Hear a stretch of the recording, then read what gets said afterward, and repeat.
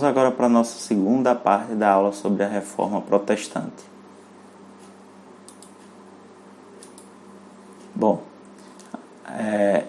vamos iniciar aqui explicando sobre a Reforma Protestante, né? Trazendo aqui a Reforma Luterana. Especificamente, ela vai acontecer em 1517 e qual é a motivação? Qual o conflito religioso que envolve aí a questão da Reforma Luterana, né? Em 1517, que é o ano da Reforma Luterana, né, Johann Tetzel, né, foi à cidade de Wittenberg estabelecer as indulgências. O Johann Tetzel era um frade que tinha autorização por parte do Papa Leão X para estabelecer as indulgências, né, distribuir as indulgências, que era o perdão aos pecados, né? Só que ele tinha também autorização para vendê-las, né? Então as pessoas que tinham posses, elas se confessavam, elas faziam a sua penitência e elas compravam, né? Compravam essa indulgência. Bom, Lutero então lança aí o que nós vamos chamar como 95 teses de Lutero, que vai ser afixada na porta dessa igreja aí, né, na igreja do Castelo de Wittenberg, né? E vejam que o nome é Disputação do Doutor Martinho Lutero sobre o poder e a eficácia das indulgências. Esse é o motivo principal de Lutero, né? Ele tem 95 teses, mas e vários contrapontos com relação à devassidão do clero, né? A inúmeras outras questões. Mas essa tese, né? Por que esse nome Disputação? Porque era muito comum, né? Os teólogos da época, baseados aí na filosofia escolástica, estabelecer, né, as chamadas disputas, que eram debate extremamente salutar. E nessas disputações, ou nessas disputas, né, eles elaboravam suas teses. E é o que Lutero faz. Lutero, então, né, lança a sua disputação. A questão é que ela não vai ser aceita. Então, vão ocorrer debates teológicos sobre a veracidade, sobre a aceitação de Lutero ou não. O próprio Johann Tetzel é um que vai debater, né, que vai lançar também a sua tese em defesa aí da eficácia das indulgências. Já que ele foi, né, vamos assim dizer, o homem, o pivô, né, da questão de como Lutero reagiu, né? E isso vai encaminhar para a excomunhão de Martinho Lutero em 1521, porque ele, né, a sua tese ela não é aceita ela no debate teológico, e ele não volta atrás da sua tese. E além de não voltar atrás da sua tese, ele permanece firme, né, vai em frente, e não voltando atrás, a igreja o expulsa, né, do seu corpo católico. Ele deixa então de ser padre, ele passa a ser o que se chama de excomungado. Bom, a questão é que a reforma luterana vai muito além dos conflitos religiosos. Como eu disse na primeira parte, né, Lutero estava, na primeira parte da nossa aula, Lutero estava no Sacro Império Romano Germânico, e o imperador Carlos V, né, que era católico, ele tenta de todas as formas também influenciar Lutero. Só que parte da nobreza, né, vai se contrapor, vai desafiar a autoridade do imperador Carlos V. E aí, né, a gente começa a perceber que há um conflito religioso, além de religioso, um conflito político. Bom, também conflitos sociais. Quais são os conflitos sociais aí? Várias guerras de camponeses, vários conflitos de contestação. Porque sem a autoridade aí da igreja e também com a autoridade, né, dos nobres, mais especificamente do imperador Carlos V, né, eles em conflito, né, a sociedade ela começa a entrar em convulsão. E aí, uma das revoltas, que é chamada Revolta Anabatista, né, de 1524, um dos teólogos, né, protestante e reformador também, né, Thomas Musen, ele incita trabalhadores rurais e também urbanos, né, a busca da igualdade. Então é aquela busca por um evangelho reformador, por um evangelho mais prático. E eles vão, né, pedir igualdade, abolir a servidão, posse de terras. Acontece que eles, atacando a nobreza tradicional, que possuidora de terras, obviamente a Igreja Católica, que era, vamos assim dizer, a autoridade religiosa constituída, né, o próprio rei, eles também atacam os reformadores cristãos, né? Inclusive o próprio Lutero, que não se colocam do lado deles. E Lutero, ele vai ser também acusado de exploração, de estar ao lado dos poderosos, né? Ele vai escrever um discurso fervoroso falando sobre essa questão da violência, né? Que, na verdade, a reforma de Lutero é uma reforma por motivação teológica. Lutero acreditava teologicamente no que estava fazendo, né? Ele não era um reformador social. E aí, né, como a reforma protestante de Lutero ela vai acabar transbordando para esse campo político e social, ele também vai ser assim contestado por parte de Thomas Müntzer e outros, né? Acontece que a nobreza ela vai reagir fortemente, né, contra a população mais pobre e o Müntzer vai ser degolado. A gente vai chegar, né, na revolta anabatista por volta de 100 mil mortos. Bom, alguns pontos aqui fundamentais para a gente poder entender do ponto de vista teológico algumas diferenças, né, entre a Igreja Católica e a proposta de Lutero, né? Eu não vou detalhar, mas alguns pontos aqui são a questão da salvação, né, que a Igreja Católica acredita que há a graça divina, mas as obras humanas, como o arrependimento, a fé, as boas obras, elas também ajudam. Lutero diz, não, é simplesmente graça divina. A gente cabe se arrepender e ter fé. Ter fé, ter fé, ter fé. Mas ter simplesmente a graça divina, né? A questão da autoridade, que Lutero vai centrar sua autoridade somente nas Escrituras, com livre leitura e interpretação, e a Igreja Católica, né, ela se ampara além da Bíblia, né, nas Escrituras, ela se ampara também na tradição. O caminho para chegar a Deus, claro que tem, o catolicismo defende que tem a autoridade dos membros, principalmente, né, se espelhar nos santos, né, viver uma vida comunitária tentando se espelhar nos santos, ou seja, aqueles que já chegaram a Deus são espelho para que os outros cheguem a Deus, né? Lutero vai defender que não tem nada de autoridade. Existe o sacerdócio geral dos fiéis, ou seja, todo indivíduo, e aí eu volto lá para a influência do Renascimento, todo indivíduo ele é capaz, então, de ser o seu próprio sacerdote, vamos assim dizer. Claro que Lutero não está dizendo que tem que afastar o estudo teológico, nada disso, mas que todo mundo pode, sem intervenção, né, eliminando as intervenções, eles podem, sem nenhuma mediação humana, chegar a Deus, né? Outros temas é a questão dos sacramentos, né? Os sacramentos católicos são 7, né? O batismo, a confirmação ou crisma, a Eucaristia, a penitência, né, ou confissão, a reconciliação dos pecados, a unção dos enfermos, os mais antigos chamavam de extrema unção, né, a ordem, que é a ordenação de padres, e o matrimônio. Lutero só reconhece 2, dizendo que herança divina mesmo só tem aí o batismo e a Eucaristia, né? A crença na santificação dos humanos, Lutero nega totalmente o culto mariano e, por fim, a diferença entre transubstanciação e consubstanciação, né? Para os católicos, o pão e o vinho, quando Cristo ergue, né, no momento da Santa Ceia, é verdadeiramente o corpo e o sangue. Existe ali um mistério que transforma em corpo e sangue, né?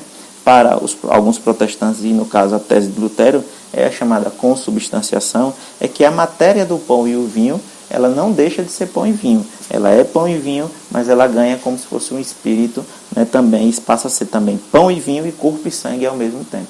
Então, essas são algumas diferenças.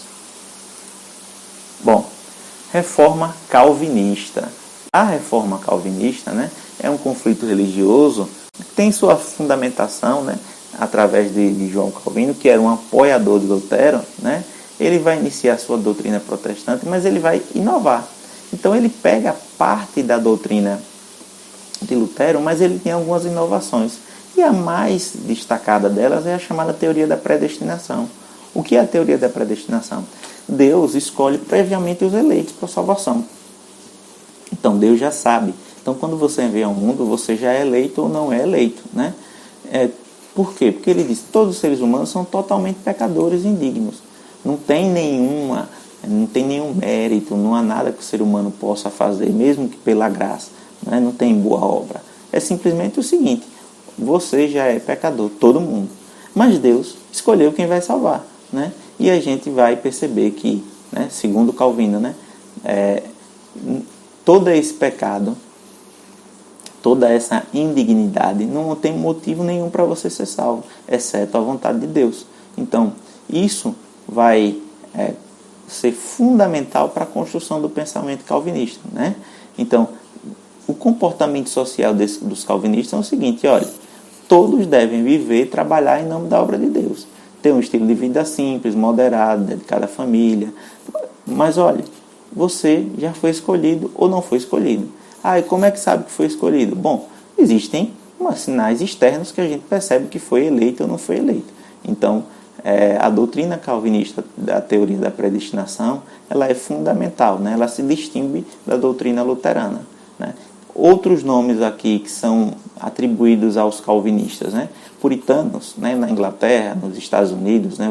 Os colonos que saem da Inglaterra e vão para os Estados Unidos são chamados puritanos, né? Na França eles são chamados de huguenotes. Na Escócia eles são chamados presbiterianos. Então a gente conhece a igreja presbiteriana como temos hoje, né? E aqui, lembra lá daquela veia quaker, né? Tem aquele senhorzinho com aquela roupa preta, um chapéu. Eles são quakers. Então eles têm como característica essa vestimenta, assim que são representados. Bom, a reforma calvinista também tem um ponto importante do ponto de vista econômico, né? O calvinismo é apontado como um importante motor do capitalismo. Por quê? Se o cristão calvinista tem uma vida regrada, né? Uma vida que não está em festa, uma vida que é afastada de bebida, uma vida que é de casa para o trabalho, do trabalho para casa, né? E o que é que esse homem vai fazer com o fruto do seu trabalho? Ele vai poupar. E essa poupança, ela se transforma num investimento fundamental, né, para um novo empreendimento. Então, lá em A Ética Protestante e o Espírito do Capitalismo, né, de Max Weber, vai apontar que, né, o capitalismo, que necessita de uma poupança, ele vai se beneficiar de sobremaneira dessa atitude, né, de vida regrada, de poupança, de uma vida voltada à família. Bom, e a gente pode perceber que alguns dos exemplos citados como, né, nações que vão prosperar economicamente, né, elas são nações que são associadas a essa religiosidade, a essa doutrina. Bom, outra coisa é que, assim como também o luteranismo, mas principalmente o calvinismo, como ele não vai condenar práticas comerciais, como por exemplo a usura, né, o enriquecimento é permitido. E ele é inclusive visto como um daqueles sinais de eleição. Então você é feliz, tem uma família legal, tem uma família bonita, né? Você se dá bem nos negócios. Então, talvez você seja um desses eleitos. Então a burguesia assimila muito bem dessa doutrina. Já a reforma anglicana, né, é um conflito que é uma reforma que necessariamente não vai ter um conflito religioso. O conflito religioso que ele vai ter vai passar aí pela questão da autorização ou não do divórcio. Explicando, né? Henrique VIII, em 1521, até recebeu o título de defensor da fé. Porque não vai deixar o luteranismo se espalhar aí na Inglaterra, né? Ele vai contestar. Mas em 1534 ele vai lançar o chamado Ato de Supremacia, né? Onde ele vai se tornar o chefe político e também o chefe religioso da nova igreja da Inglaterra. E é apontado como um dos motivos principais, um motivo pessoal, que era o fato dele, no seu primeiro casamento, né, com Catarina de Aragão, essa daqui, do canto esquerdo, né, ele não ter tido filhos homens, e então o que acontece? Ele quer se divorciar, só que o Papa não autoriza, porque o divórcio não é aceito na Igreja Católica, né, e ele, ao querer se divorciar para se casar com Ana Bolena, né, ele não obtendo essa autorização, né, ele então encontra um dos pretextos, né, ou forma um dos pretextos para poder se divorciar, né, e aí romper com a Igreja Católica, antes tendo que romper com a Igreja Católica e fundar a sua igreja, a igreja onde ele é o chefe. Ora, acontece que, né, essa abertura vai fazer com que o Henrique VIII case não mais uma vez. Além da primeira esposa, ele vai ter mais 5, né? Bom, mas indo para questões menos amorosas, indo para questões mais práticas, né? vamos perceber também que havia um motivo econômico muito forte, né? Dominar as propriedades e terras da Igreja Católica na Inglaterra era um motivo muito forte para Henrique VIII romper com a Igreja, né? Ele então vai controlar as contribuições da Igreja, ele vai tomar as terras, vai poder fazer, né, distribuição de terras para parte da nobreza, porque ele agora era o chefe da Igreja. E também politicamente ele vai ampliar seus poderes, acabando assim com a interferência da Igreja Católica. Bom, não havia então nenhum conflito teológico muito forte, né, entre Henrique VIII e a Igreja Católica. Não se trata, diferentemente do que era o luteranismo e do que era o calvinismo, não se trata de um rompimento por motivos teológicos, né? Tanto é que a Igreja Anglicana combina até hoje elementos católicos com um pouco de teologia também protestante, né? E isso vai gerar embates entre os calvinistas ingleses e a coroa britânica. Então, anglicanos e protestantes calvinistas que estão mais presentes aí na Inglaterra, eles vão entrar em embates, né? Até muito mais do que os católicos e os anglicanos. E isso a gente vai ver, por exemplo, lá na Guerra Civil Inglesa, né? A chamada Revolução Puritana, né? Onde Carlos I, ao lado dos anglicanos e dos católicos, né, vai entrar em um confronto político, né, contra o parlamento, liderados por Oliver Cromwell. E qual é a base, né, do parlamento do exército de Cromwell? Os puritanos.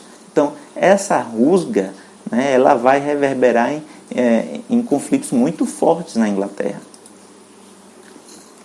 Bom, indo para a parte final do conteúdo, vamos aqui falar um pouquinho sobre a Reforma Católica ou Contra-Reforma, que é a reação, né? A Igreja perdeu fiéis, perdeu autoridade, perdeu propriedades, né? Preponderante Portugal, Espanha e Itália, né? Esses territórios hoje, mas ela perdeu. E aí ela, através do Concílio de Trento, ela vai promover discussões teológicas sobre alguns pontos, né? E isso vai causar algumas revisões, modificações e reafirmações de outros. Então são reafirmados alguns dogmas como sacramentos, a hierarquia do clero, a autoridade do Papa, celibato, né? E tantos outros. Bom, são estabelecidas também normas mais rígidas e punições para desvios do clero. Há meio que um reconhecimento assim, né, da necessidade de corrigir isso, mais critério para nomear cargos, tentar diminuir a influência da nobreza, né, e mais critério para distribuir as chamadas relíquias e indulgências. Veja que elas não acabam, né? O que faz-se é uma reforma no modo de comportamento. Bom, há também aqui, né, a criação ou recriação, né, restauração do chamado Tribunal de Santo Ofício, né, para os casos de desvio. Então, dentro da própria Igreja Católica, aqueles que, né, não concordassem ou aqueles que desviassem para outras doutrinas e continuassem pregando doutrinas protestantes, mas travestidos de católico, né, eles passariam pelo Tribunal de Santo Ofício. E em algumas regiões, esse tribunal passa a não apenas ser comandado pela Igreja, né? A Igreja tem uma autoridade eclesiástica e também, vamos assim dizer, judiciária, mas passa também a ser um instrumento a favor do Estado, como por exemplo é na Espanha. A Igreja criou o índice de livros proibidos, né? Vai reafirmar aqui a Bíblia Septuaginta. O que é isso, né? Septuaginta é o cânone, vamos assim dizer, que a Igreja adota, né, na Bíblia. E os protestantes, eles têm 7 livros a menos. Lutero rejeita aí, né, os livros que foram criados em linguagem grega, né, por comunidades aí hebraicas, mas que em territórios em que se falava grego. Então, essa disputa aí entre também, inclusive, essa diferença. O Novo Testamento ele é igual, né, mas o Antigo Testamento tem alguns livros que são diferentes. Bom, a missão catequética, né, então a Igreja estimular que o cristianismo seja expandido a novas terras, né, e aí papel fundamental aqui, a Companhia de Jesus, fundada por Santo Inácio de Loyola, né, que é chamado jesuítas, que eram soldados da fé, né? Foram eles os responsáveis por espalhar o cristianismo por várias regiões, na Ásia, na África e também aqui no Brasil. Bom, Consequências. Vamos lá analisar algumas consequências. A religião cristã passou então por um processo que a gente vai chamar de confessionalização, ou seja, as igrejas, agora falando, elas, como estão fragmentadas e não obedecendo mais à autoridade de um homem só, que era o Papa, né? Aquele processo de interferência, ele inclusive foi ampliado, né? A igreja se confessionalizou, ou seja, a igreja passou a ser submissa aos reis, né? Então, cada território tinha sua religião, a religião era a religião do rei, né? Claro que havendo alguns pontos. Então, por exemplo, aqui a gente vê, né, uma série de minorias protestantes espalhadas em territórios católicos, né? Em algumas dessas regiões ocorreram conflitos, né? Então, a garantia da unidade da fé era de acordo com a fé do rei, com a fé do monarca. Vai ocorrer também como consequência a difusão do cristianismo dentro da Europa, principalmente por causa da tradução da Bíblia, né? A livre interpretação. Lembrando mais uma vez que se beneficiou também da questão da prensa de tipos móveis. Então, a reforma protestante traz isso aí, né? Então, a própria Igreja Católica também, ao mudar suas práticas, também contribui para isso. Porém, apesar de tudo isso, a gente não vai ver liberdade religiosa, já que as pessoas que moravam em determinado território tinham que seguir a religião do rei. Então vão ocorrer conflitos religiosos sangrentos entre cristãos, né? Vão ocorrer perseguições, novos tribunais. Então, tanto católicos como protestantes, né, eles passaram a perseguir, né, em maior ou menor medida em várias regiões, uns aos outros, né? Ou em conflitos, por exemplo, entre protestantes diferentes, né? E a nova moral cristã reformada, ela vai contribuir para o fortalecimento do quê? Da classe burguesa. Então a classe burguesa, ela ganha meio que uma chancela por parte de algumas doutrinas cristãs em alguns territórios. Então a burguesia também se beneficia e vai se fortalecer com isso. Bom, pessoal, encerramos assim esta aula, né? Segunda parte da aula sobre as reformas religiosas, e façam as atividades, né? Anote suas dúvidas e entre em contato pelos meios aos quais vocês já sabem que podem entrar em contato comigo e tirar suas dúvidas. Bons estudos!